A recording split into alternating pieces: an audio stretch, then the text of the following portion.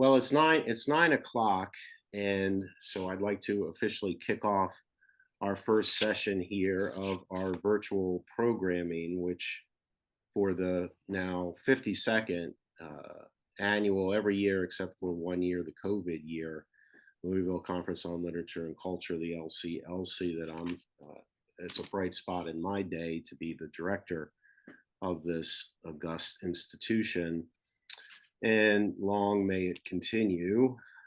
So we're in session S1, 20th Century Politics and New Literary Identities. I'm the chair, Matthew Biberman, University of Louisville. We've got Dan Colson with us from McPherson College. And Dan, it says here you're an associate professor of English. Is there anything else you want to add? No, that's my full identity. All right. Dick Hebdige would have little to go with you. Recognizing anarchism, bottom dogs in the fight against representation, and we'll go to the order of the program, and let's try to keep it to 20 minutes or so and use the rest for a general Q&A when we're all done. Then we've got Sierra Getz, who we were just chatting with, and we're learning is we need to wish good luck to for going into her final stage of completing her doctoral work at the University of Brighton, that will be speaking on Love and Death and Five Short Stories by Kurt Vonnegut, drawn from the years 1951 to 1961. And then taking us home will be Jeremy Lakoff from the University of Tampa. And is there anything you wanted to say about your biographical interest? Is there anything you wish to add? Well, I'm an associate teaching professor here at the University of Tampa. And it's actually interesting that you were talking about, the UK, because a lot of my research actually happened over there. So obviously, during COVID years, it became difficult to sort of do that research. So some of the stuff I'm going to be talking about today is an outgrowth of my first post-COVID trip. Gotcha. And so you will be speaking on A Tale of Two Pubs, Trade Journals, and the Invention of the Broadcaster. And with the preliminaries out of the way, we go on to the main course, and we will begin with Dan Colson. Dan, whenever you're ready. Thank you. What I'm presenting today is from a little bit longer piece that I'm working on. So if there are logical gaps, I'm going to say that they're not in the longer piece, but they might be there too. Who knows? We'll see what happens with that. So I have the privilege of presenting on a novel that very few people have read. So if you have read it, I'm excited. But I will go ahead and jump right in. Early in Tom Cromer's Waiting for Nothing, the narrator and a number of other homeless individuals appear in a courtroom. They have been arrested for vagrancy, and their respective fates are to be decided by an unsympathetic judge who has little patience for the men's excuses. Our narrator, conveniently named Tom Cromer in this semi-autobiographical text, watches several defendants try to explain their situations. "What have you got to say for yourself?" the judge demands. But as the first man begins to recount his plight, the judge cuts him off. Tom, then, imagines how he will be different from the other men. He will say, "I am guilty with mitigating circumstances." He thinks the rest of the stiffs will not know what mitigating circumstances are, but the judge will know. Differentiating himself from the rabble, he will explain how the nation is faced with a crisis that explains how he came to be arrested for vagrancy. "I will stand up for my rights," he insists. But when his time comes, the judge interrupts him after "I am guilty with," saying, "That's all I want to know." The narrator seems both surprised and angry. They call this a free country, and this guy don't give me a chance to say anything. The judge sentences the entire group to 60 days in jail. We never see Cromer spend his time in jail, so the entire chapter feels truncated. In fact, next we see the narrator, he is eating at a mission, so his courtroom experience and presumably his time in jail are merely one indignity amongst the series of struggles the novel narrates. I want to suggest, however, that the particular form of injustice in this brief courtroom drama resonates with the era's lingering interest in anarchism. Certainly, our woebegone narrator has his share of encounters with violent and corrupt police officers throughout the text, But this moment is where we can at least imagine some redress for the novel's accumulating sense of injustice. Just like the fictive Tom Cromer, we're invited to imagine, ever so briefly, that the judge will, at very least, go through the motions. The American legal system's emphasis on the fairness of her courts may be aspirational, but it's also foundational to our sense of how the courts must operate. There are rules, structures, mechanisms designed to minimize injustice. But in Waiting for Nothing, the court precisely abjures the most basic pretense of criminal proceedings, representation. None of the homeless men in the novel are afforded an attorney, and more significantly, they are deprived of the opportunity to represent themselves.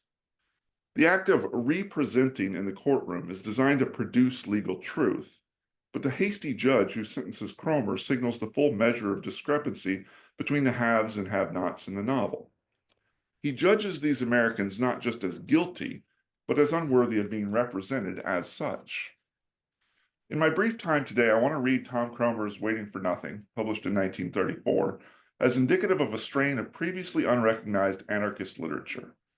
During the Great Depression and New Deal era, novels focusing on what I call the sub-citizen construct an anti-democratic subject form that gestures toward the need for economic revolution, but more importantly offers recognition as a challenge to the dominant modality of political representation. Drawing from Alexander Berkman's articulation of anarchism, I contend the 1930s see the consummation of a link between the liberal subject and the democratic citizen. As we see in Waiting for Nothing, however, some subjects remain below the threshold of citizenship. These sub-subjects are the strategic form of 1930s anarchist literature. Ultimately, bottom dog narratives like Waiting for Nothing present a fundamental challenge to democratic government by figuring the subject who lives his life below the threshold of citizenship. Some individuals were outside the purview of governmental intervention. These novels depict characters who are not represented in or by democratic governance and whose very existence is a challenge to American democratic ideals. In lieu of representation, the modus operandi of democracy, these works suggest recognition, a cry to be seen that precedes governance and suggests a rejection of representational governments that can never represent all their subjects. The question of citizenship was, for anarchists from this time period, on one hand, a simple matter. Rejecting government foundationally naturally requires critiquing the legal forms of American subjecthood. Put briefly, citizenship is a construct, a subjective form that structures individuals' lived experience, one that inheres within democratic government. If an anarchist wants to get rid of the government, then they must grapple with how to simultaneously eliminate subjective forms entirely. Honestly, I'm not entirely sure what doing so would look like, and few anarchists went this route. Or, as was more often the case, they tried to imagine alternatives, ways of structuring our lives and identities that can maintain coherence outside of democratic governance, and crucially, that can present a challenge to the dominant modality of power in the United States. Now, that last paragraph is doing a lot of work. I could easily spend all my time today talking about anarchism's effort to reject citizenship outright. But I started that last paragraph with on the one hand, because on the other hand, the practical reality of writing about citizenship and the undergirding logic of representation is far from simple. Anarchists tended to use the word citizen in confusing and at times conflicting ways. Since my time is limited today, I'll focus on Alexander Berkman as a particularly relevant example. In his What is Anarchism?, Berkman first obliquely addresses citizenship in his chapter on law and government. There, he places the word in the mouth of an imaginary individual who can't quite fathom their own unfreedom. Using a second-person construction, Berkman asks, "Don't you see that this law and order only robs you, fools you, and just enslaves you?" The incredulous other responds, "Enslaves me? Why, I am a free citizen." The primary authorial voice responds derisively, "Are you free, really? Free to do what? To live as you please? To do what you please?" Of course, the answer is no in an anarchist treatise. Early in the text, citizenship appears as something to which deluded wage slaves appeal. "I am a free citizen" echoes as a profound claim in the American political atmosphere, but to Berkman it is a pitiable, if not angering, misjudgment of the situation. Word citizen next appears in another imaginary scenario. Suppose you see John beat and kick Bill when the latter is on the ground. Both may be strangers to you, but if you are not afraid of John, you'll tell him to stop kicking a fellow who is down. A bit of an idealist, like many anarchists, Berkman believes people to be genuinely decent, only turned vicious by the combination of capitalism and government. For him, of course you'd stop John from kicking Bill. But as he says, when you see the policeman do the same thing to some citizen, you will think twice before interfering because he has the authority. Notice the interesting use of citizen here. John and Bill and the imagined onlooker all possess a putative equality. The police officer, however, has authority that refigures the observer's response. Only when seeing that authority with its accompanying violence does one view the beaten individual as a citizen. Berkman suggests you can observe the effect of authority, but the use of the word citizen reveals the full measure of these effects. Authority and citizenship co-constitute each other. They are two sides of the same coin. One more section from What is Anarchism brings home the full measure of Berkman's discomfort with citizenship as a subjective form and the difficulty of positing an alternative. In a chapter titled The Ideas of the Thing, he laments that, quote, the American worker remains loyal to the government and is the first to defend it against criticism, end quote. What sorcery could possibly lead workers to their presumably misguided stance? Berkman explains. It's because he believes that they are his institutions. Believing oneself to be a sovereign and free citizen, he goes on, is the root cause of the workers' self-destructive loyalty. Once again, citizenship remains inextricably linked to authority, in this case, government writ large.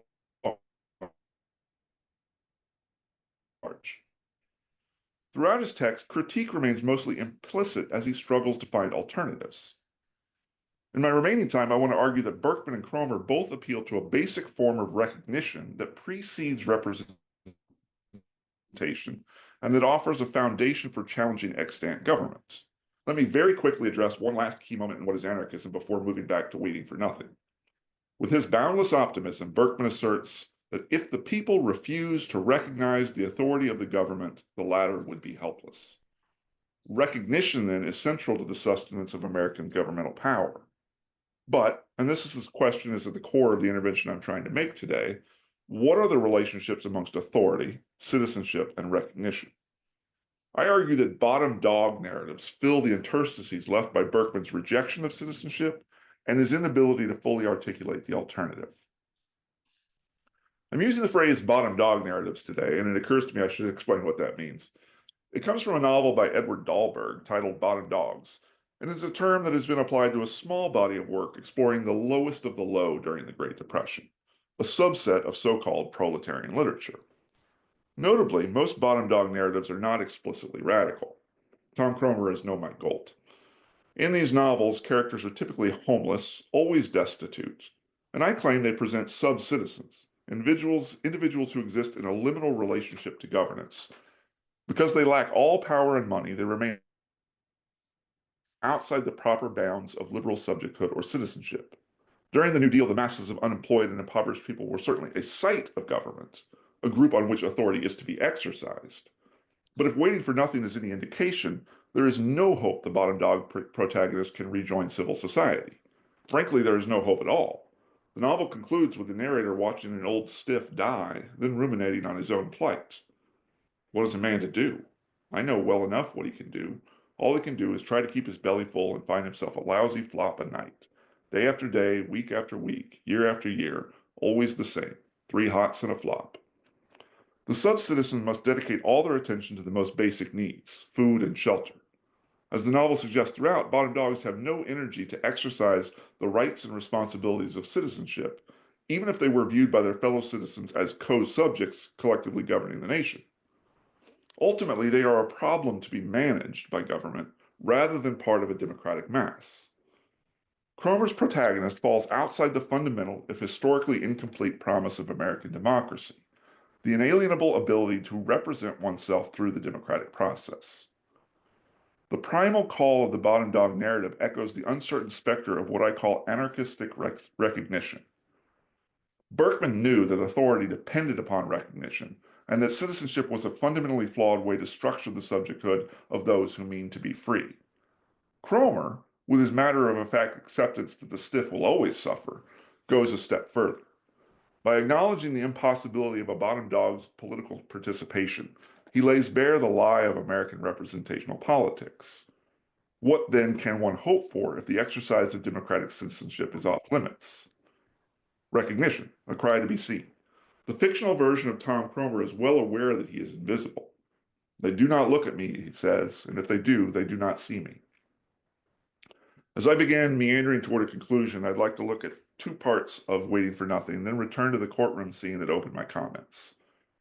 Most of Cromer's novel is written in a first-person singular point of view. It's the individuated story of a forcibly isolated man. Throughout much of the text, he is detached from all but survival. Now, in other proletarian novels from this era, we might expect these solitary stiffs to come together under a banner of radicalism. None of that hope appears in Waiting for Nothing. Nevertheless, Cromer does slip into first-person plural for much of 2 chapters in the novel's second half. The action that occurs while the novel focuses on a corporate we is fascinating. At first, the shift looks a natural transition, extending the protagonist's suffering outward to capture the scope of the Great Depression's horror. We crawl on our hands and knees, we huddle up in a bunch, what we want is to get warm. Their collective misery, though, only peaks when 2 armed robbers climb aboard the train Cromer and his fellow vagrants are riding. 2 new stiffs, especially filthy, who look plenty tough, rob their homeless compatriots. The novel lingers in the plural formation. We know what this is. We know what we are in for. The corporate language, however, is fractured by the source of this latest unfairness. Stiffs turn against stiffs, so the novel's we becomes not a mechanism for action, but a sad reminder that criminals and innocents alike have no capacity to change anything. The temporary shift to first-person plural resonates with another part of the novel when Cromer looks out the window of his friend's tiny apartment. He sees a stiff, soggy and miserable, try to escape the pounding rain. Our narrator then imagines this man, momentarily in a worse situation than the protagonist, looking into the house as he passes. He sees people who live in these houses. They are reading about him in their papers, but they do not know it's about him. They turn over to the next page and quickly forget. Here, the narrative's they collides with its we to establish the distance between the citizen and the sub-citizen. The outside-inside, cold-warm, homeless-homed binaries elucidate the full measure of the bottom dog's debasement. Cromer and his tentative we inhabit the damp exterior of American life because they never see the stiff, individually or collectively.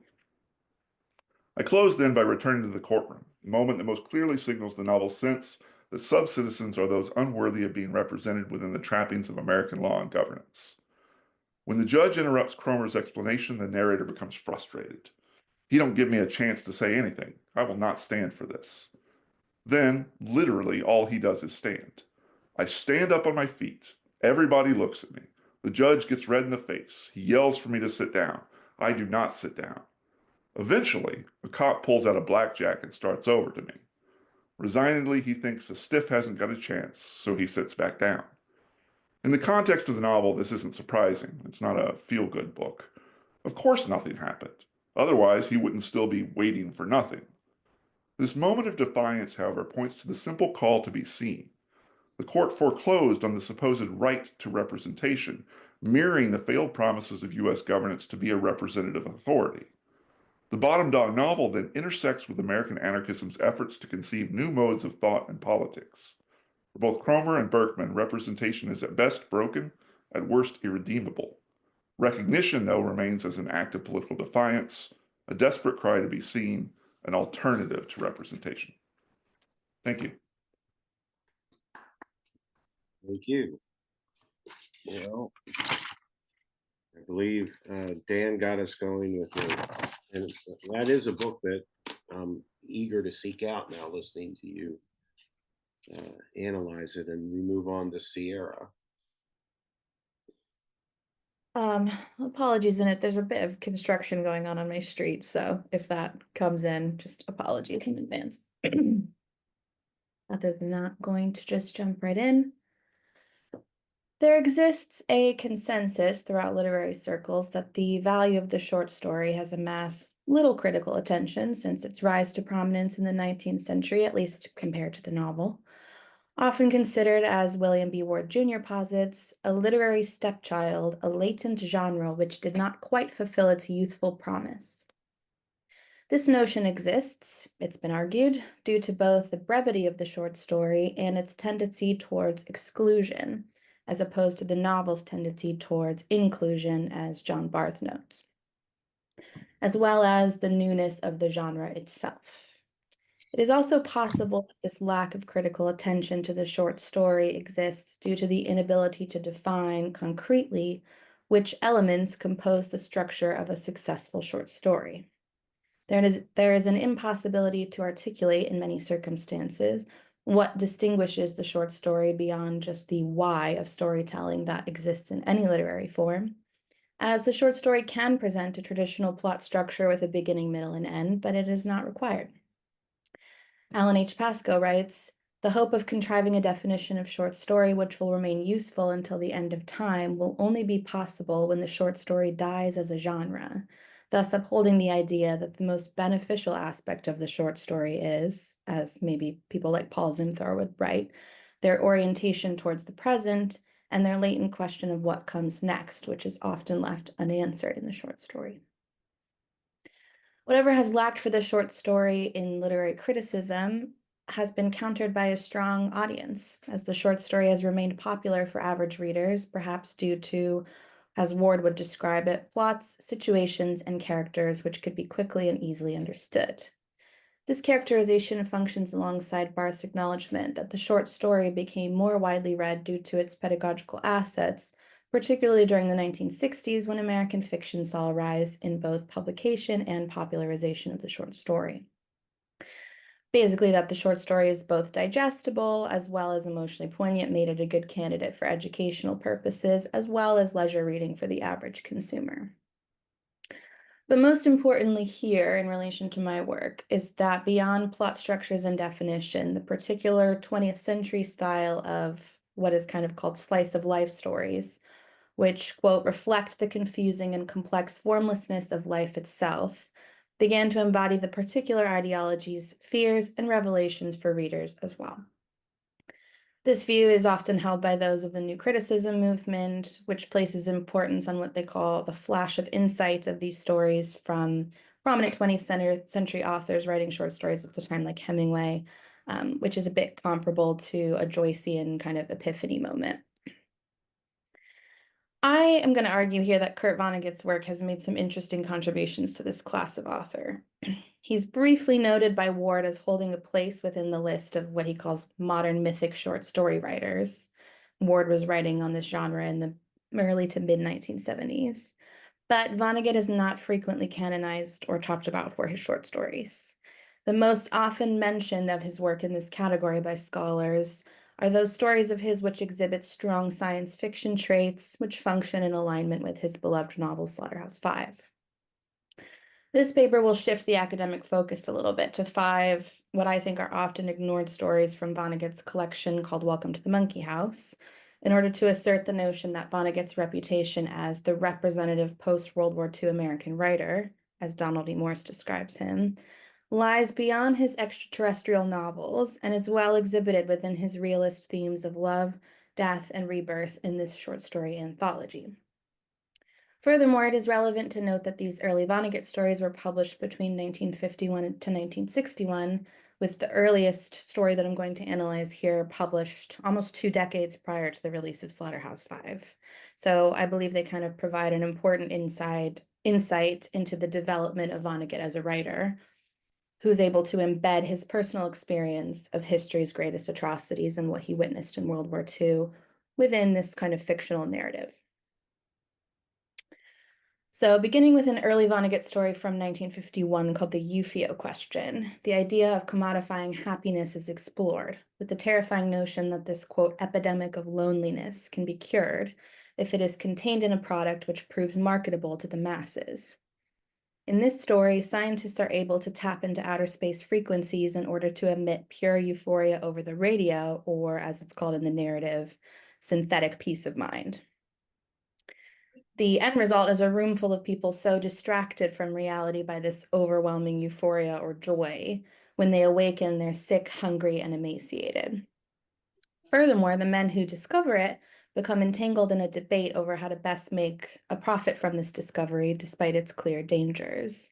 And the story says, quote, "The question is not whether UFO works. It does. The question is rather whether or not America is to enter a new and distressing phase of history where men no longer pursue happiness but buy it." Though this story presents characteristics of speculative or dystopian fiction, maybe bordering on science fiction a bit, its prominence lies in its questions about American culture of the atomic age. It's sort of asking, can happiness be commodified? And if so, how far are we willing to go to get it? This leaves the reader with the idea that in searching for one concrete and ideal version of society, wherein war, violence, debates over personal liberty cease to exist, and everyone in the community can achieve the same levels of happiness and satisfaction, everything else will disintegrate in the process.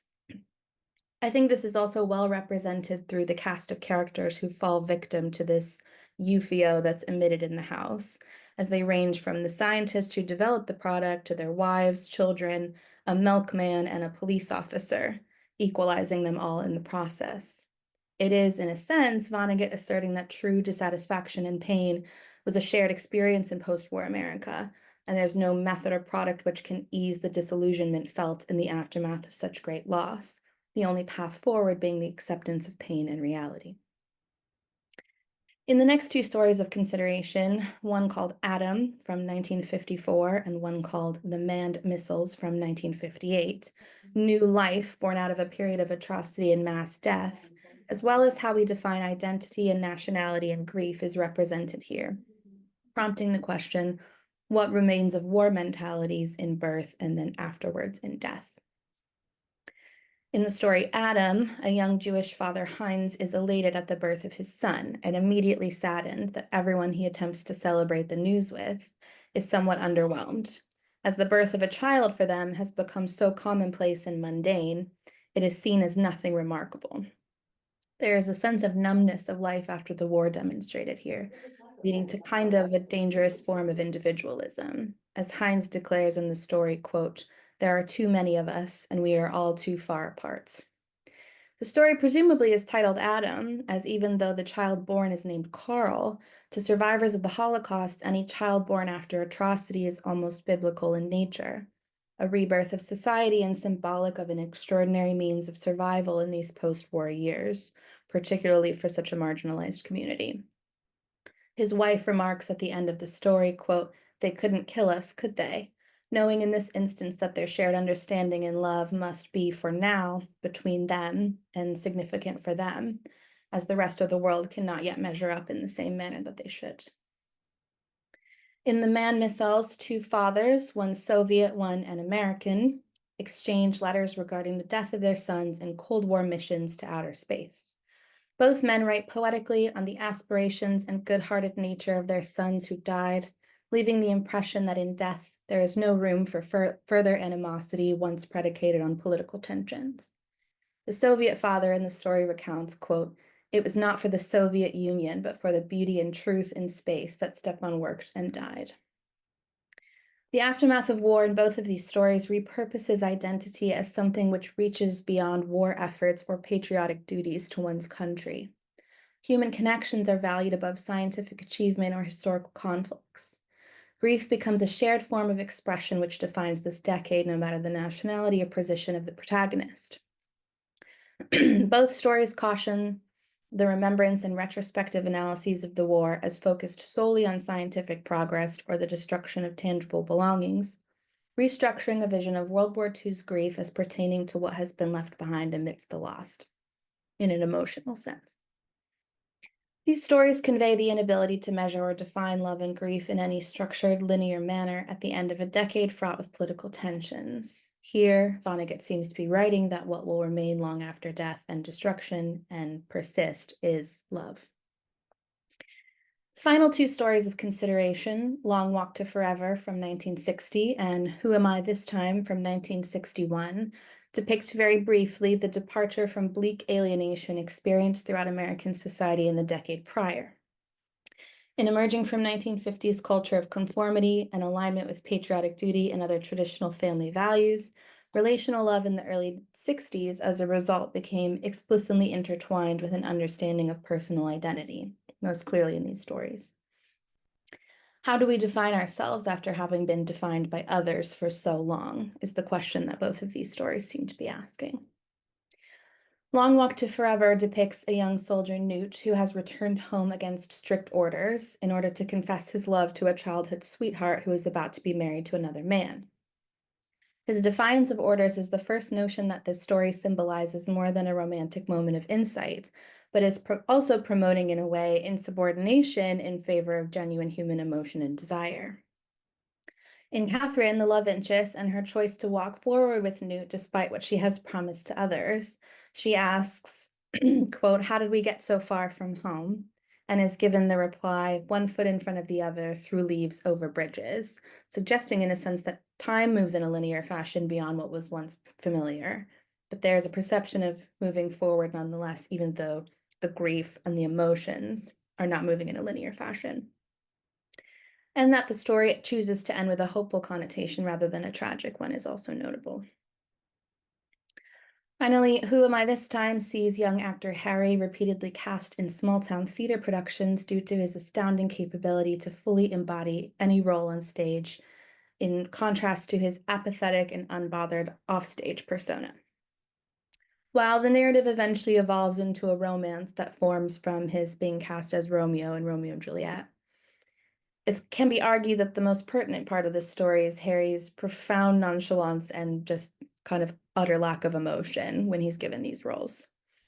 Initially described as shy, he is also a loner. Quote, "He wasn't married, didn't go out with women, didn't have any close men friends either. He stayed away from all kinds of gatherings because he could never think of anything to say or do without a script." This description immediately marks him as an outlier in society until he adopts the persona that allows him to be accepted by the community.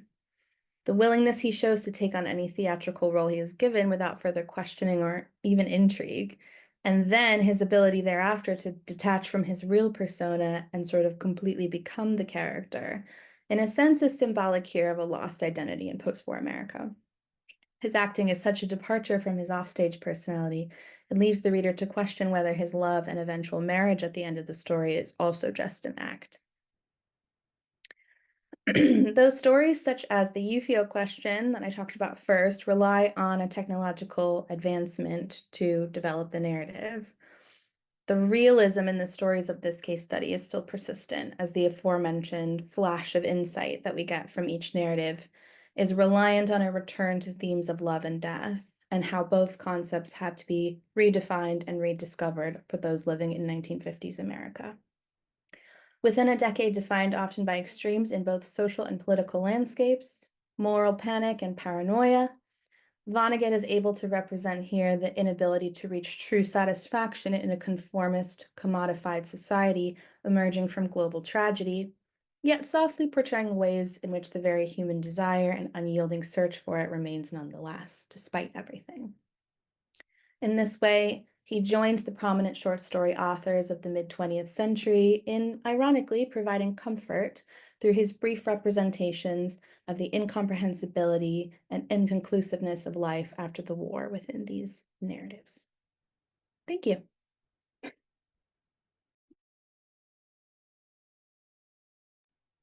Thank you, Sierra. That was great and so nicely connective to our first paper. And we are now up to our third and final paper before we can go on to a discussion. And so this is Jeremy Lakoff. Take it away, Jeremy. Right, and now for something completely different. Here, I'm going to share my screen for a moment, that's okay if I'm allowed to. Okay, great. These slides are mainly just sort of a visual accompaniment, and so people don't have to look at me during the whole presentation. Let me just put this into. There we go. Can everyone see that? All right. So sort of instead of a boiling down or a condensing of a longer project, this is actually the first and short step in something longer. It grows out of an archival trip that I took to the BBC Written Archive Centre in Caversham, England, a couple years ago. So a lot of my work is sort of archival in its origin, but obviously it takes some time to sift through and whatnot. So this is a tale of two pubs, trade journals, and the invention of broadcaster. As its name clearly declares, the business of the British Broadcasting Corporation is to spread information across the airwaves. However, over the century of its existence, the BBC also established itself as a multimedia institution. In its early years, especially as it sought to create an audience for this new form of communication, it turned to other media to cultivate public awareness of its mission. In addition to radio and later television, the BBC published books, shot documentaries, and printed several periodicals. Chief among these were Radio Times, The Listener, and London Calling, public-facing magazines that organized the audience around broadcasting schedules, reinforced new modes of listening and viewing, and established the institution in the public imagination. Scholars like Deborah Ray Cohen and Ian Whittington have usefully shed light on the role that these publications played in shaping 20th century radio culture in Britain and across its empire. The BBC, however, also circulated two inward-facing trade journals, Ariel and the BBC Quarterly, which were marketed not to the listening public, but to those working within the field of broadcasting. While their scope and tone varied starkly, these two journals had a shared mission, inventing the broadcaster as a professional category, thereby giving some coherence to an already slippery term. That is, broadcaster can refer to the broadcasting house, the institution, the speaker or performer, the engineers, etc. What Ariel and the BBC Quarterly demonstrate is that within a sprawling and rapidly evolving media institution, the printed page could function as a kind of meeting place for practitioners and enthusiasts, bolstering a collaborative and interdisciplinary ethos of broadcasting. In the earliest days of broadcasting, fledgling stations were run by amateurs and enthusiasts who, by necessity, became jacks of all trade. In the 1920s, pioneers like Peter Eckersley and Arthur Burroughs did double or triple shift, working as engineers, announcers, program directors, producers, and performers. To be a broadcaster then meant being adaptable.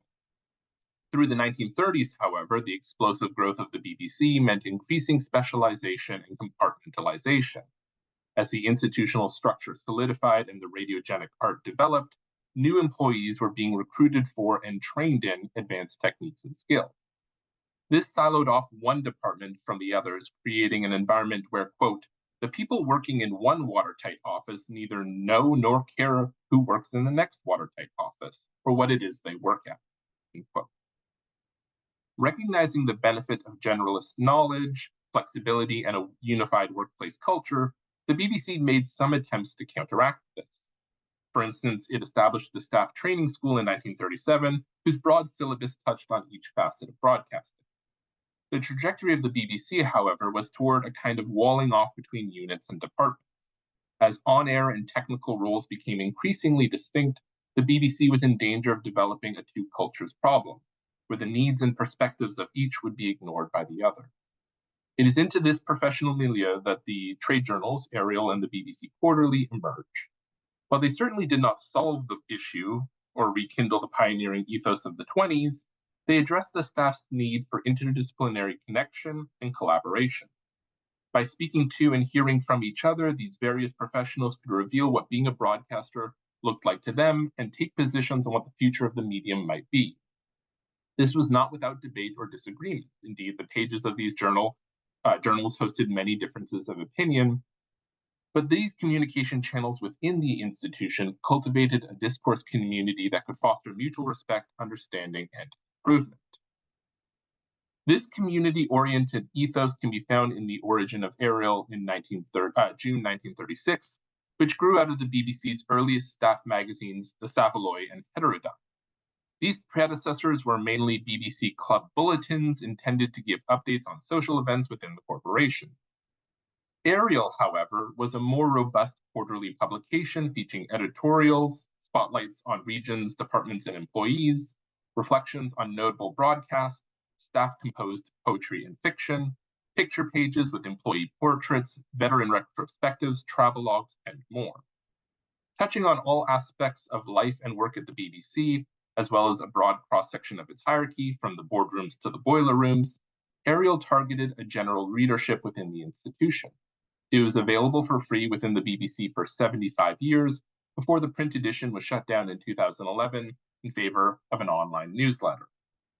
During that run, Ariel sought to be a magazine, quote, by, for, and about the whole staff. In the first edition, the magazine's fictional editor and namesake, the statue of the sprite Ariel, comes down from his perch above the entrance of Broadcasting House to silence the clatter and roar of the BBC's machinery and, quote, go prowling about the offices, peeping at in-trays, turning over files, picking up lingering echoes of gossip in the corridors. From there, he flies out across the country seeking to represent the entire staff of nearly 2,500 and recapture the spirit of the old days when, quote, everybody in the BBC knew everybody else. That spirit lingered, but had at the time dwindled.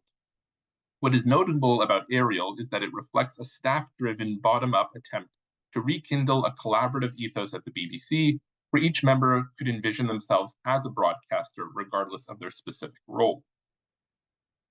The BBC Quarterly, by comparison, sought to serve a different kind of insider, an audience made up of, quote, those in England engaged in broadcasting and its organization, and those in Britain or abroad, if they are not so engaged, are nevertheless interested in the medium, end quote.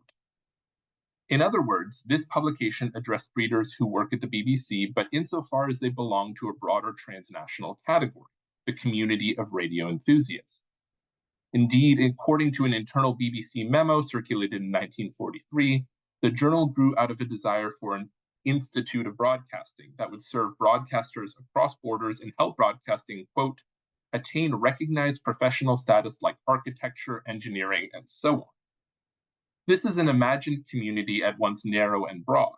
The Quarterly's articles explore behind-the-scenes technicalities that appeal mainly to those with, quote, special knowledge of broadcasting, but that group includes far-flung members bound together only by their disposition as broadcasters. Launched in 1946 and running through 1954, the BBC Quarterly was something like a scholarly journal for the field of broadcasting. It examined the rich terrain of radio and television from a multitude of angles, considering the artistic, social, political, scientific, and cultural power of the medium. Indeed, the reading experience offered by this publication is one of breadth and variety. On one page, a reader might learn about the problems in religious broadcasting, then on another about the synchronization of transmitters.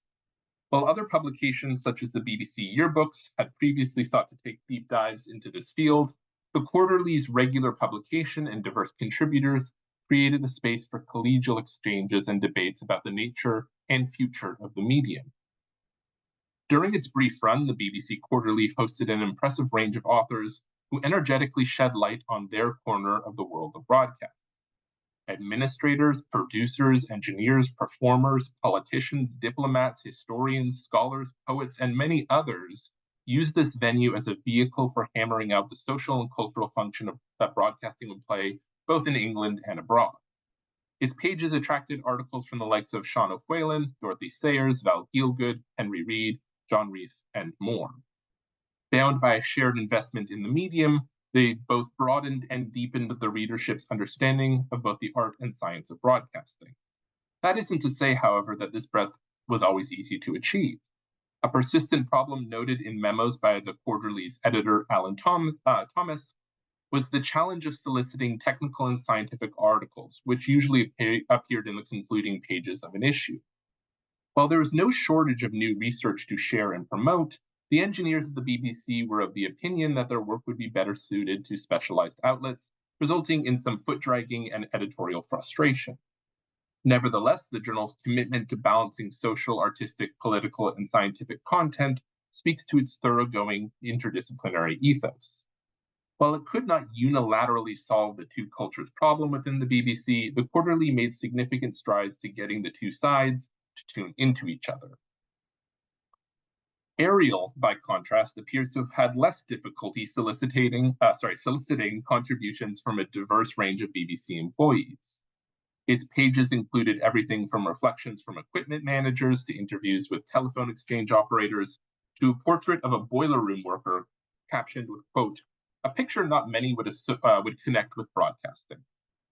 Across its pages, issues, and volumes, the reader is exposed to the incredible breadth of work happening at Broadcasting House and other stations.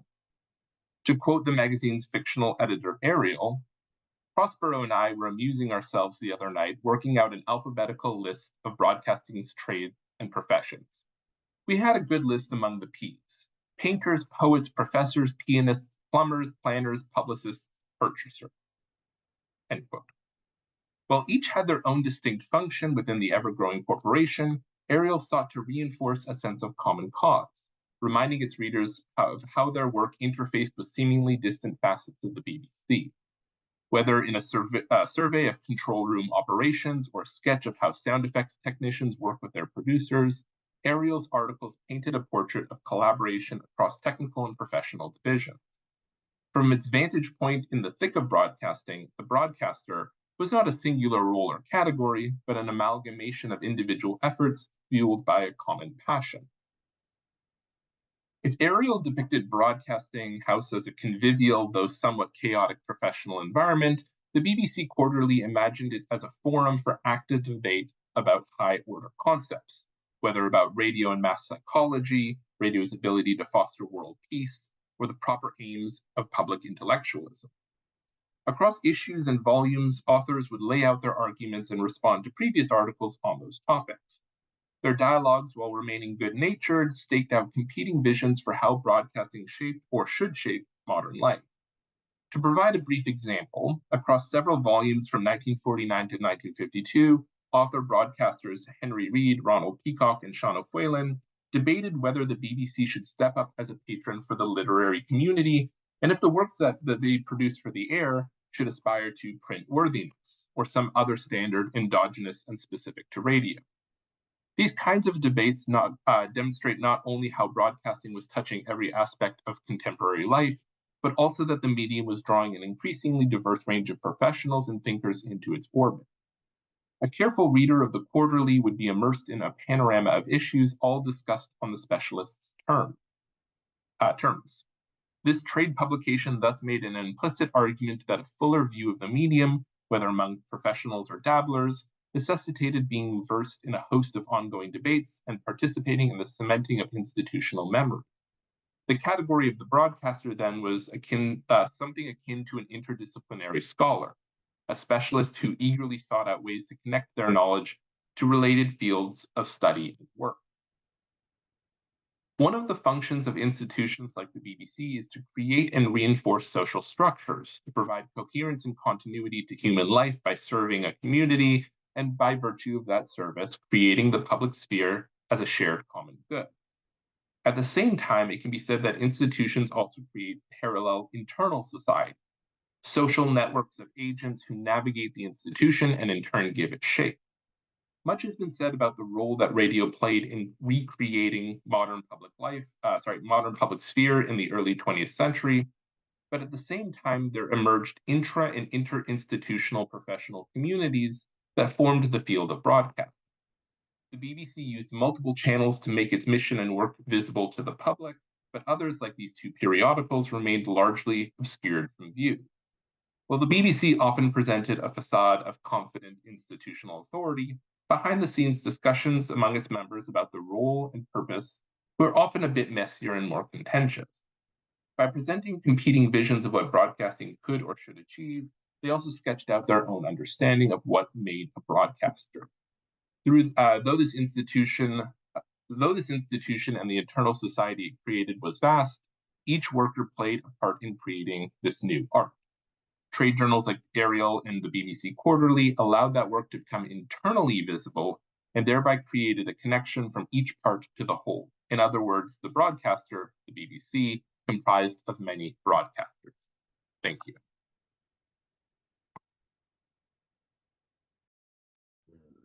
Thank you, Jeremy, and thanks to Sierra and Dan as well. And I see we have Mr. Morris in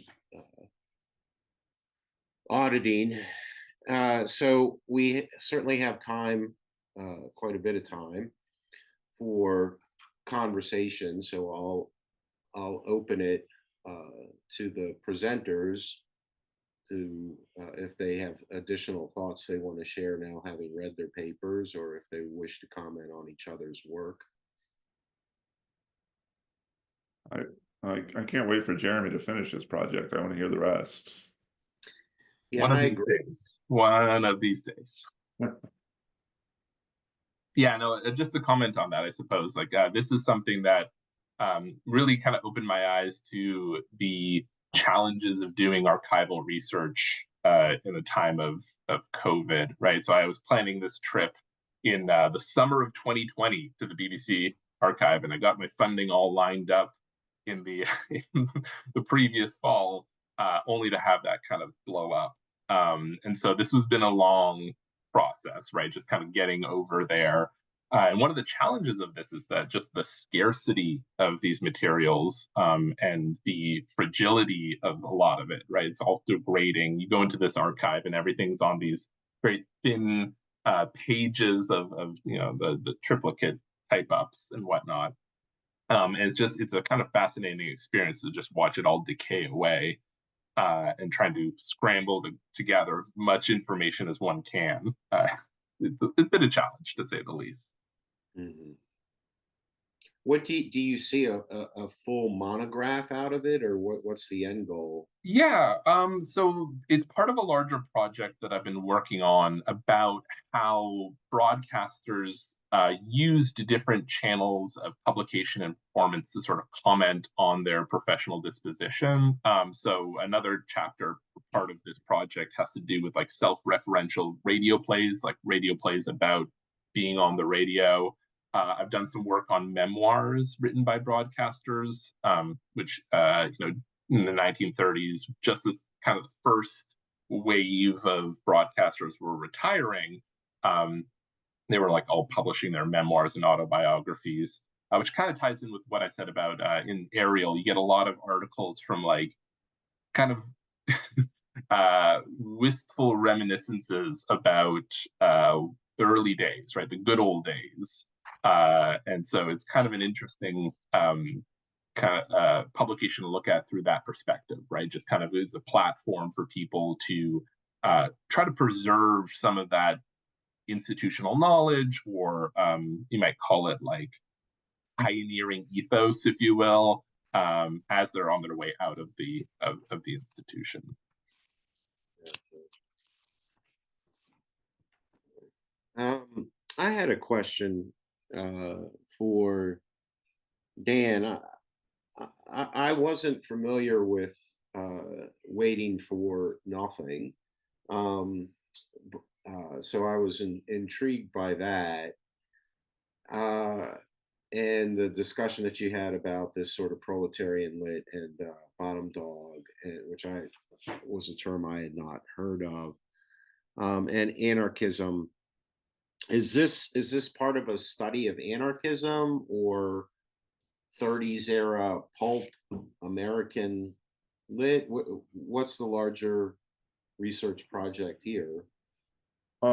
This specific piece is hopefully going to just be a one-off article, but more broadly, my research is on anarchism, and sort of as I do in this the piece I read today, sort of playing with the registers of representation, because obviously literature is itself invested in representing things, and anarchists took advantage of this form of representation. But they were also directly opposed to political representation. Their specific critiques of American democracy focused on the forms of American democracy, and so they did not believe that representation as it is practiced in the United States politically was a viable long-term solution. So that's kind of my broader project that I've been working on since grad school, is this the tension between registers of representation in anarchist literature and the ways in which they're trying to be anti-representational, but their literature is actually very kind of straightforward and realist. Most of the anarchist literature is not heavily experimental, for instance. It's not Dadaism. It's not the American anarchists are realists for the most part. Mm-hmm. Your theoretical terminology, to the degree that you were deploying it in your paper reminded me, and not in the way in which I would say, well, strip out your terms and use these terms because they're hot, but rather a suggestion that there might be some interesting bridge building uh, to do so, and that is with the work of Alain Badiou, B-A-D, I think I-O-U, if I remember correctly, the French philosopher, who's one of the last of the sort of theory greats still alive, the age of Derrida and Foucault and that sort of stuff. And his big book is called Being an Event, and although he's very sort of slippery on what constitutes an event, very often he slips into a notion that that you have a level of, he's a mathematician by trade and a Maoist by 60s era politics, that you have presentation and then you have another level of representation or representation, and that the event, and his default example often in interviews is undocumented aliens. That is, that they are present, but without the papers, they lack the level of representation, so that the event would be their when they actually, or when the structure is reconfigured so that they have both presentation and representation, that they exist at that second level, and when that happens, that would be, properly speaking in his theoretical language, an event. That is- So, I don't know if you've thought about it. I'm sorry, go on. I was just to say thank you. That is useful. I have to confess, my career took a different trajectory than I imagined. I imagined myself being an R1 scholar who got to do all this research and really stayed grounded in theory. And so now I am kind of trying to continue my journey through anarchism with less time than I would like. But I haven't read Badiou since grad school. Oh, you moved. I was looking at you. There's a hand there, but thank you for that. I think that finding better terminology, I'm pulling from a lot of political philosophers who have written on representation, but that is a useful reminder that even some of the crazies have some things that might be relevant to me. Right. Yeah, my own research, I've been working on a kind of the more I get into it, the less memoirish it is, and that is, there's a slight connection between me and a blacklisted Hollywood director named Herbert Biberman, who's, to the degree that he's known for, other than going to jail for 6 months in November, well, from from mid 1950 to the end of 1950 for being held in contempt from the House on Un-American Affairs Committee. That earlier in his career, he spends about a year in Moscow and then comes back and stages 2 plays, two of the communist plays, one called Red Rust and the other called Roar China. And so in digging around about those plays, I've been looking at The New Masses and Mike Gold, and to me, it's a fascinating thing to look through the archives of something like The New Masses. What are the anarchist publications of the 1930s? I mean, I imagine it's not The New Masses. That's why I've had to take more of a theoretical approach to what constitutes anarchist literature, because if you look at the history of basically most of the anarchists were either imprisoned or booted out during the Palmer raids of the 19 teens and 20s. So by the time we reach the 1930s, the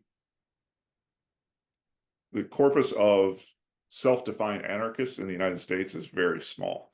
And so part of what I'm doing is trying to offer a new way of thinking about fundamental challenges to democracy that were not specifically and exclusively communist. And so that's where this kind of theoretical focus on representation and its various valences comes in, is trying to identify what could have anarchism looked like in the 1930s if we just looked differently for it. If we didn't look for self-identification as the sole arbiter for what constitutes anarchism. And so Cromer, in that sense, is almost directly opposed to Mike Gold, because Mike Gold had his very clear political agenda, whereas Tom Cromer, his is much more oblique. It's much more subtle. Mm-hmm. So, Sierra, is this part of the doctoral work? Is it a study of Vonnegut, or? This particular piece is actually not a part of my doctorate, but I do work really heavily with Vonnegut. So my doctorate is on book censorship, and I work with, last year I read an excerpt from my doctorate on Fahrenheit 451 by Bradbury, Mm-hmm. Catcher in the Rye, Catch-22, and Slaughterhouse-5.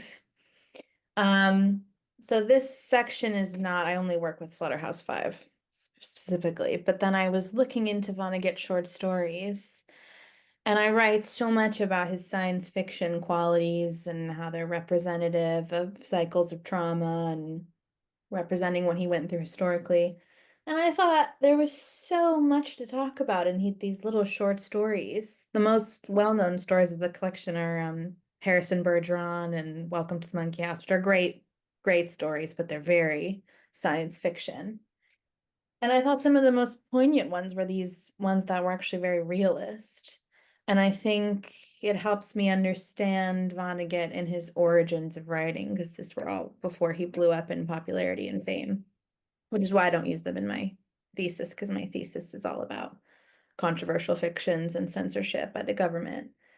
But I think it helps to see his development of a writer, of trying to grapple with what he was dealing with emotionally, having lived through World War II, and putting that into fiction. And I think kind of what I mentioned in my paper, that the short story is a perfect outlet for that in a way that the novel is not, because it's not really leaving us with any conclusion or any answer or any solution. Mm-hmm. And you don't really get to know the characters enough. You just have to kind of sit with these glimpses of, how do I cope with life after death, and what does love mean when I haven't really been able to define myself until now. Now I'm in the 50s. What's my definition? Who am I? How am I living in American society?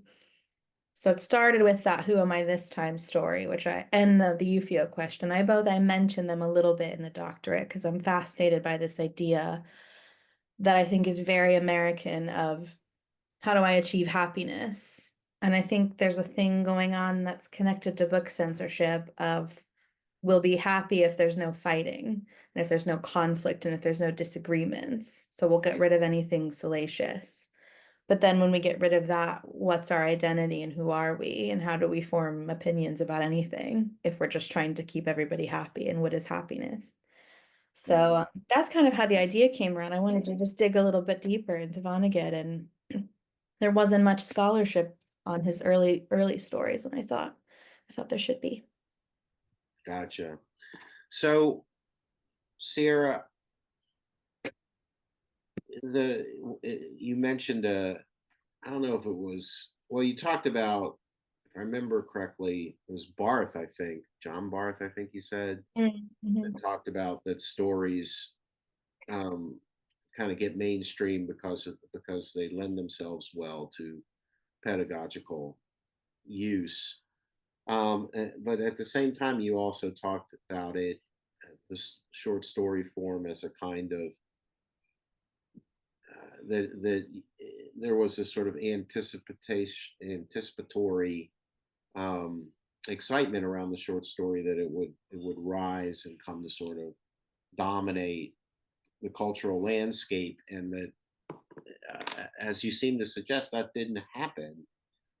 Do you, and I don't necessarily disagree with that, but one would, why do you think, why do you, does it interest you to speculate as to why the short story doesn't fulfill its that sort of ambitional kind of track for it? Yeah, it's really interesting. I mentioned in my work that I think short stories are popular amongst readers as well as in the classroom because they're short, they're digestible. I mean, we can read a New Yorker short story on a commute. But, there's only so far we can get with them. I think that's my favorite part about a short story, but it's also maybe why they're lacking a little bit in the critical space because you sort of reach an end. It's just a kind of a brief glimpse, and you don't develop with the character to reach a completely different place from where you started. You do, but it's so brief that you kind of just have to sit with the feeling that it gave you rather than understanding a huge development of character or time. Even if it jumps time, I mean, it's so short that you don't get that same sense, which is why, I think James Joyce's short stories are talked a lot in academia because he was kind of a master of that moment of epiphany. Mm-hmm. But as I kind of mentioned in my work today, I think another reason there isn't as much critical attention is because that's just one form of a short story. So you don't necessarily need a huge revelation. I think a successful short story is just a glimpse into life, a representation of a certain person or a certain time, or even just a feeling that it evokes. Mm-hmm. And I think sometimes we maybe want to have more to like sink our teeth into as academics. And we want to be able to define it. A successful short story is this. Well, I would say James Joyce is an example of that, but that's not limited to just that. Mm-hmm. And then also if authors, become super popularized with one novel, unless you are a scholar of that author, everything else was probably going to get left behind a little bit. So, I don't know. Those are all, speculations. I'm not necessarily sure why. I love short stories. I think some of the scholars I mentioned write in their pieces that they seem to suggest it's easier to write than a novel. And I actually would claim the opposite. I think a really important short story is so much harder to write than a novel because you're attempting to do more with less.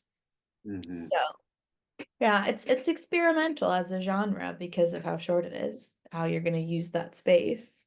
It's always going to kind of change and ebb and flow, I think. And Jeremy, I had a similar question for you, and that is that um, the radio and the radio format. You would think that in the age of us sitting here streaming on Zoom and podcasting and all the rest of it, that there'd be this kind of obvious through line and thus a kind of obvious elevation